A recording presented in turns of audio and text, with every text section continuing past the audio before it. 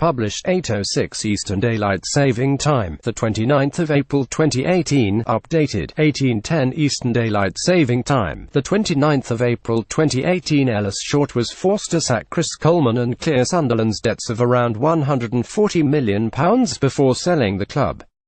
On a dramatic day at the Stadium of Light, news of Coleman's departure came just 15 minutes before confirmation of a takeover led by Stuart Donald, the chairman of National League club Eastleigh.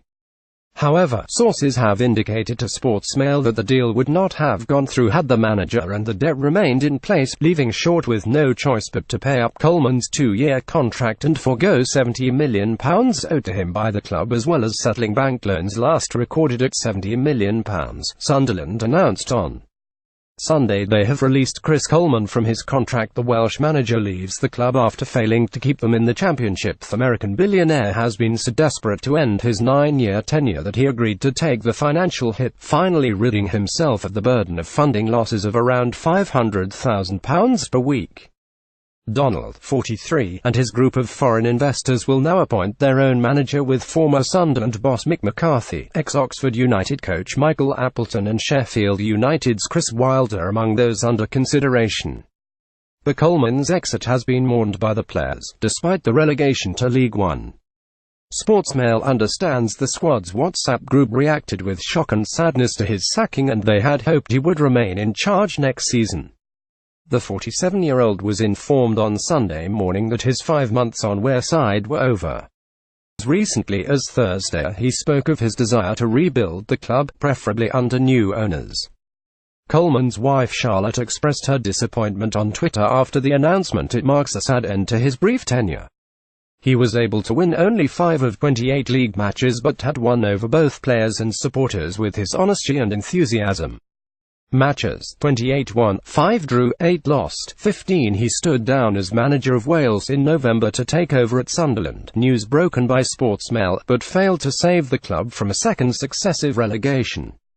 The future of Chief Executive Martin Bain is also now in doubt, and it could well be that his last act was to facilitate the takeover, which remains subject to EFL approval.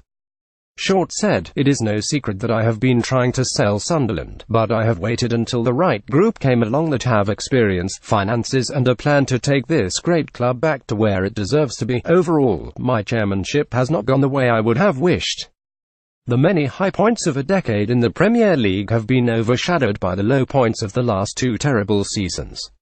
Friday's 2-1 defeat by Fulham at Craven Cottage proved to be Coleman's last game in charge. He was therefore determined that I leave Sunderland in the best possible hands and in the best possible state to turn the corner. To achieve this, higher offers from less qualified buyers were rejected, and I have paid off all debts owed by the club to leave it financially strong and debt-free for the first time since years before I owned it. Donald, who will step down as chairman of Eastleigh, added, "All of us involved in this bid believe that Sunderland represents an extraordinary opportunity for a club with one of the best fan bases, stadium and academies in the UK to find itself in League One is unacceptable. We have a carefully thought-through plan to restructure the club, make it sustainable and, with the help of the fans, to restore its sense of pride and reconnect it with the local community."